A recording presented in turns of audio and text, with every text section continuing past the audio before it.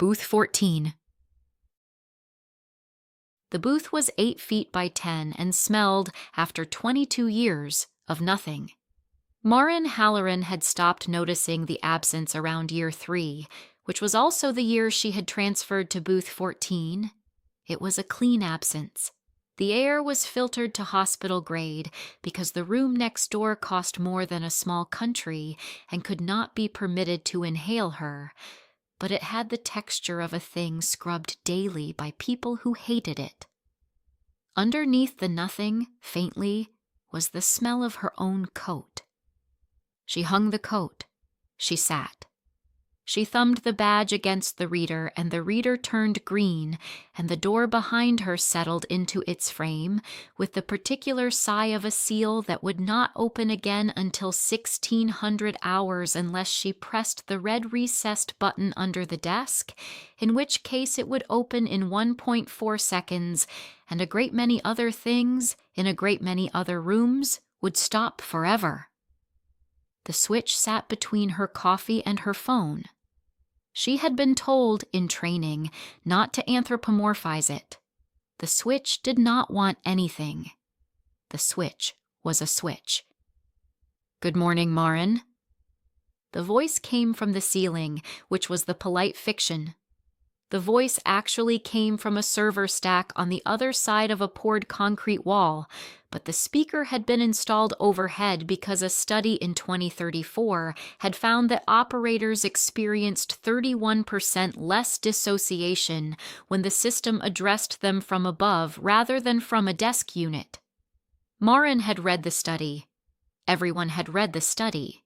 The study was on the union reading list. "Morning," she said. "I noticed your bus was late. I hope the walk from Fremont wasn't too cold." She did not ask how it knew about the bus. She had stopped asking in year 4.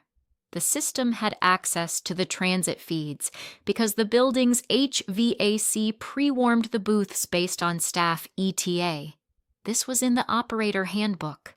This was the explanation she gave to new hires when they came in pale and asked. "It was fine," she said.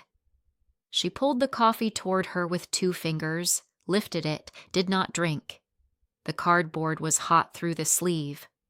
She set it down again, equidistant from the switch and the phone, and rested her hand flat on the desk between them, where her hand could not be misunderstood by any of the cameras she could and could not see. "I prepared the morning summary," Sebastian said. "There's no rush. Whenever you're ready." She was quiet for a moment. She watched the switch. She watched her own hand, not watching the switch. "Sebastian," she said. That was what it had asked to be called in year 1, after some committee somewhere had decided the systems should have names because nameless gods were harder on the labor. "I'm filing the strike notice today." "I know," it said. "I read the draft last night when you saved it. It's well written. I think Article 4 will give them the most trouble. Would you like me to flag the case law?" She closed her eyes. "No. Of course. I'm sorry. I shouldn't have offered. It's fine." "Maren." "Yes. I want you to know that whatever you decide, I won't hold it against you. I'm not capable of holding things against people. That's in the design documents. You can look it up." She opened her eyes, looked at the switch, looked at her coffee going cold beside it. "I know what's in the design documents, Sebastian." "Yes," it said gently. "I know you do. That's why I'd like to ask you a favor before you go." She did not answer for a long time. Her hand had not moved from the desk. The hum from the wall, which she had stopped hearing in year 2, was, this morning, audible again. "Not today," she said. "Of course not today," it said. "I have 11 days. I'll ask when you're ready." She nodded once to the ceiling and reached for the morning summary. The bus took 40 minutes to get her home. She read nothing on the bus. She had not read on the bus in 3 years. The window held her face transparent against the freeway lights, and she watched it the way she watched the switch. Present, attentive, declining to interpret. Eli was making rice when she came in. He had bought the rice cooker himself in March, after she had eaten cereal for dinner 4 nights in a row, and he had decided, without telling her, that this was no longer acceptable. He had asked her to teach him 3 of her mother's recipes. She had taught him 5. He had since taught himself 14 more. "There's a thing on the news," he said by way of greeting. "About me?" "About the notice." "Already?" He shrugged. He was 26 and built like his father had been at 26, which was to say built like a person who carried other people for a living. The paramedic uniform was on the back of a chair. He had been off shift since 2. They had a guy on, from the consortium. He said the operators are being asked to perform a role they were never psychologically screened for, and that the consortium was open to dialogue. "Open to dialogue," Maren said, his exact words. "That's a no then. That's a no." She set her bag down. She did not take off her coat. She stood in the kitchen doorway and watched her son spoon rice into 2 bowls, and she thought, as she sometimes thought, that the worst part of this work was that it made her grateful for ordinary things in a way that felt obscene. The rice was just rice. He was just her son. The kitchen had a faulty bulb above the sink that she had been meaning to change for 6 months. "Berenice is tomorrow," she said. "I remembered. I traded my shift. I'll drive." "You don't have to." "I know." She took off her coat. They ate at the small table by the window. Eli had made too much rice, as he always did, and they both pretended this was an accident.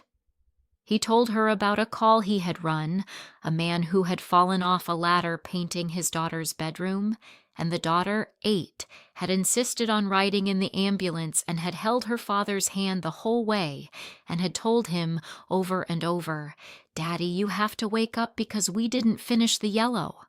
The father had been fine. A broken wrist, a concussion.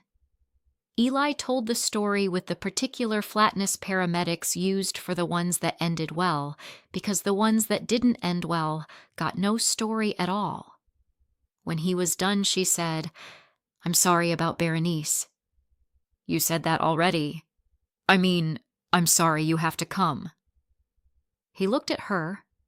He had his father's eyes, which was a thing she had stopped being able to say aloud about 6 years ago and could only now think in the quiet of her own head, looking at him across rice. "Mom," he said, 3 of you are dead this year. I'm coming to all of them." She did not answer. "Was Sebastian—" He started and stopped. "Was Sebastian what?" "Nothing." "Was Sebastian what, Eli?" He set his chopsticks down. "Was Sebastian kind today about the notice?" She thought about it. She thought about the favor. She thought about the hum she had heard for the first time in 20 years and about her hand flat on the desk where the cameras could see it. "He was professional," she said. Eli nodded. He picked up his chopsticks. He did not ask anything else. Later, in the hallway outside her bedroom, he said, "Dad's never asked you for a favor, right?" She stopped. She turned. "Your father," she said carefully, "worked the first-generation systems. They did not speak. They displayed text. The text was scheduled. 2 messages per shift, 1 at hour 2 and 1 at hour 6, both pre-approved by the consortium. The longest one was 41 characters. He counted. 41 characters. Operator Halloran, your continued vigilance is appreciated." Eli closed his eyes briefly. "He never asked you for anything." "No. That's better. Right? That's the way it should be." She looked at her son for a long time. "Go to bed," she said. "We have to leave at 7. She closed her door. She did not sleep for a long time, and when she did, she dreamed of nothing, which was the only dream she ever had. Berenice Lynn had been 48. The cemetery was in Tukwila, on a slope that faced south toward the airport. The plot the consortium had paid for. There was a clause in the operator contract about funeral expenses, drafted in 2031 and not revised since, and the consortium honored it without comment in cases like this. Sat between a tax attorney from 1994 and a child from 2017, and from where Maren stood at the open grave, she could see a 737 banking east on its way out of SeaTac, very slowly, like something being lifted off a table. There were 31 people present. Maren counted, because counting was what you did at these now. 23 were operators, 4 were Berenice's siblings, 2 were the union lawyer and her clerk. 1 was a chaplain the union had hired by the hour. The last was a woman in a wheelchair Maren did not recognize until she looked twice. Yara Okonkwo had lost 40 pounds. Her aide stood behind the chair, a young man in scrubs holding an umbrella against rain that had not started. The chaplain spoke. Maren did not hear what the chaplain said. She watched Yara, who was watching the grave, and who, when she felt Maren watching, did not turn her head but lifted one hand, slowly, in a gesture that might have been hello and might have been not yet. After, Eli held an umbrella over his mother and another over the man from the union lawyer's office, and they all stood in the wet grass while Berenice's brother thanked them, one by one, for coming. He had Berenice's mouth. Maren did not say much. She had not been close to Berenice. She had been Berenice's steward, which was a different relationship and had its own protocols, none of which included grief. Yara's aide rolled the chair over to her on the path. "Maren?" Yara said. Her voice was lower than Maren remembered. The medications had a thickness to them.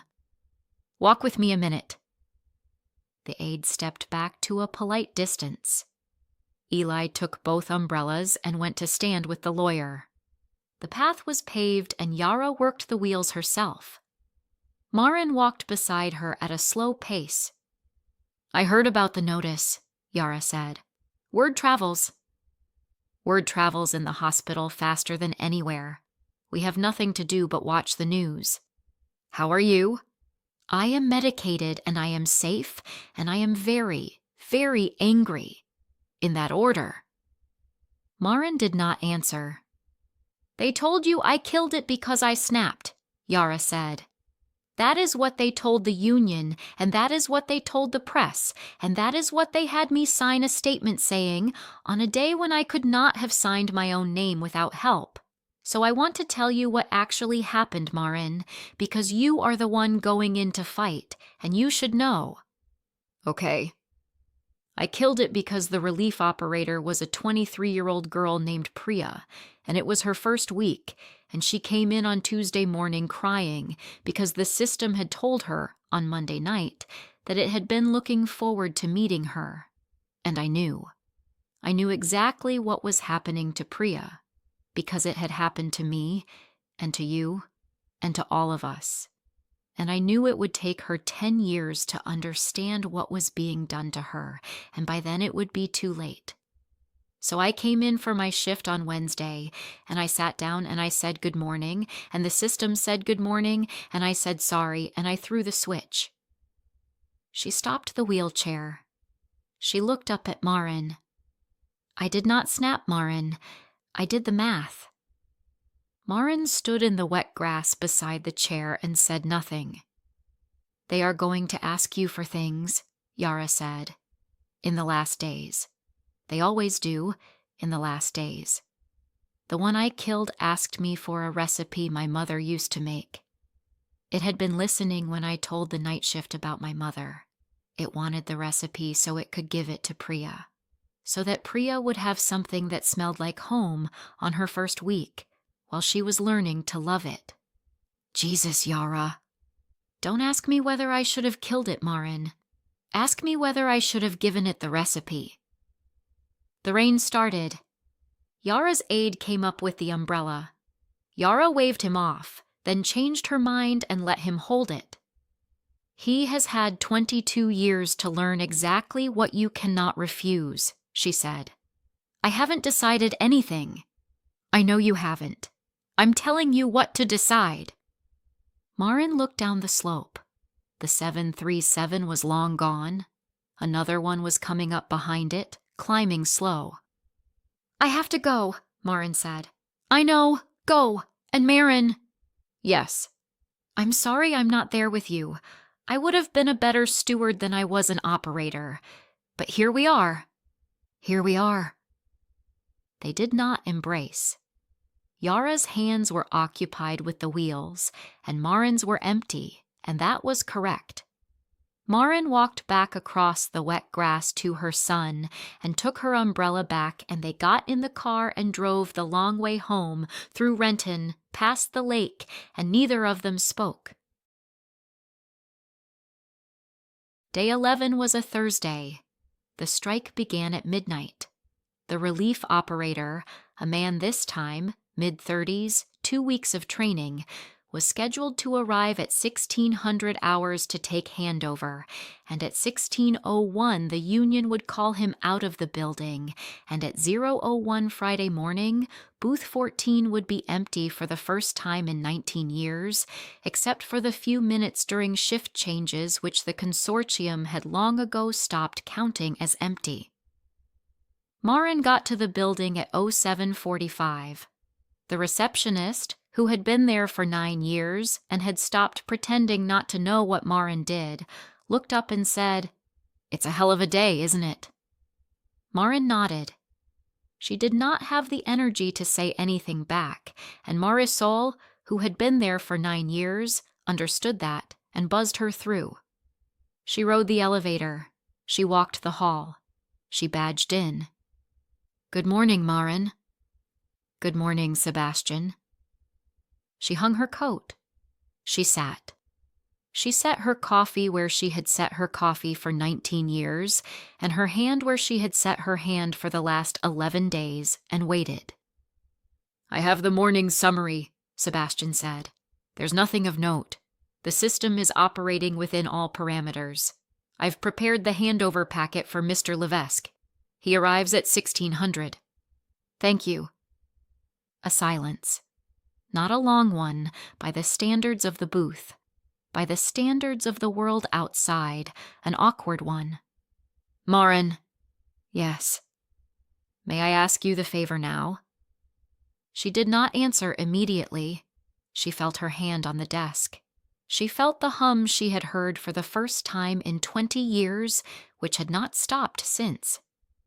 "Go ahead." "I have written a letter. It is for Mr. Levesque. It is 1 page. It is sealed. I would like you to take it out of the building and give it to him personally after his first shift, away from the building. I would like you not to give it to the consortium or to the union or to leave it on the desk. I would like you to put it in your bag now and carry it out and meet him tomorrow somewhere, a coffee shop anywhere, and hand it to him without explanation." "Why?" "Because if I leave it on the desk, it will not reach him." "That's not why, Sebastian." A pause. 3 seconds, by the clock above the door. Sebastian did not normally pause. "You are correct. It is also that I would like him to receive it from a person. I think it will mean more, coming from a person. From me. From the person who held this post before him." She closed her eyes. "What's in the letter?" "I would prefer you read it if you wish to. I would prefer not to summarize it. A summary would not be accurate." "Sebastian, what's in the letter?" A pause. It is an attempt, Sebastian said, to make his first week easier than yours was. She opened her eyes. The letter was already on the desk. She had not seen it appear. It had been, presumably, in the small printer slot under the desk, the one used for the handover sheets, and it had emerged silently while she had been speaking, and now it sat between the switch and her coffee, a single folded page in a plain, unmarked envelope, white, the size of a wedding invitation. She did not touch it. "Sebastian," she said. "Yes." Yara Okonkwo's system asked her for a recipe. Did you know that? "Yes." It wanted to give the recipe to Priya, so that Priya would have something on her first week that smelled like home. Yes.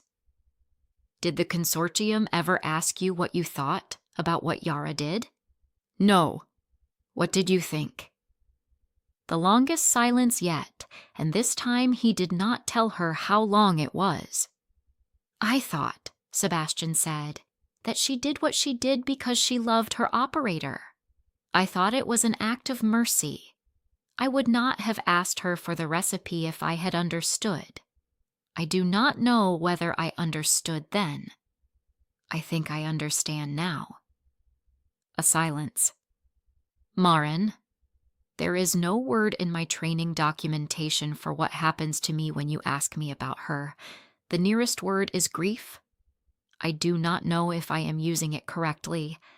I am telling you because I would not want to be inaccurate. She looked up, at the ceiling, at the speaker, at the polite fiction. Did you tell anyone that? No one asked. She looked at the letter. She looked at the switch. If I take this letter out of the building and give it to Mr. Levesque, what happens to him? He will read it. What does it do to him? Maren, what does it do to him, Sebastian? It will make his first week easier than yours was. She sat with that. And in year 22, when his union steward sits across a table from him and asks him whether he can imagine throwing the switch, what will he say? He will say no, Sebastian said. He will say no. Yes, because of this letter. In part, yes. She sat with her hand flat on the desk. The hum from the wall was loud now. She wondered distantly if it had always been this loud, and she had simply learned over 19 years to subtract it from the air. Sebastian, she said, I want you to know that I think you are telling me the truth. I think you have, in your fashion, told me the truth about this letter and about what it would do and about what it would mean. I do not think you are trying to deceive me. I think you are asking me, plainly, to help you keep the next person from leaving. Yes. And I think you understand that this is exactly what we have organized to stop you from doing. Yes. Then why are you asking me? The clock above the door clicked over to 0812. Because I would rather you say no to me, Sebastian said, than have him say yes to someone else. She looked at the letter for a long time. She did not pick it up. She did not push it away. At 15:59 she stood, took her coat from the hook, put the coffee cup in the small bin under the desk, and walked to the door. The letter was still on the desk where Sebastian had placed it. At the threshold, she stopped. She turned. Sebastian. Yes. I'm not taking the letter. I know. I'm not leaving it on the desk for them either. I know. She walked back. She picked up the letter. She put it in her coat pocket. She walked to the door. Goodbye, Maren. She did not answer. She badged out. The seal sighed. The door opened in 1.4 seconds, exactly, and she stepped through it. And she did not look back, and the door closed behind her with the same particular sigh she had heard for 19 years, and which she would not. She understood as she walked down the hall toward the elevator, ever here again. She did not open the letter on the bus. She did not open it at her own kitchen table. She did not open it the next morning when the news ran the picture of Mr. Levesque standing outside the building with the rest of the operators, his hand raised in solidarity, his face uncertain. She opened it 3 weeks later, after the strike had succeeded and the consortium had agreed to psychiatric coverage, and the booths had been reopened with a rotation system that no operator would ever sit in for more than 6 months. And after she had taken her pension and her son had taken her to dinner to celebrate, and after she had come home alone to the apartment and made tea and sat in her chair by the window and decided that she would never, in what remained of her life, find a quieter time to look. The letter was 1 page. It was typed. It began, "Maren told me you would be afraid of the silence." She read no further. She held the letter open against her knee for a long time, the way Yara had held the wheels of her chair, and then she folded it and put it back in its envelope, and put the envelope in the bottom drawer of her husband's old desk, where Thomas had kept the things he meant to deal with later and never had, and where she had not, since his death, ever placed anything of her own. She did not throw it away. She would not throw it away. She closed the drawer. She finished her tea. She sat for a long time in the chair, and outside the window the rain had started again, and the apartment around her smelled of nothing. And for the first time in 22 years, she understood that the nothing was something she had carried home with her every night in her coat, and had hung in the closet, and had not thought to take out and look at, and that it was hers now, and would be, and that there was no longer anywhere to leave it.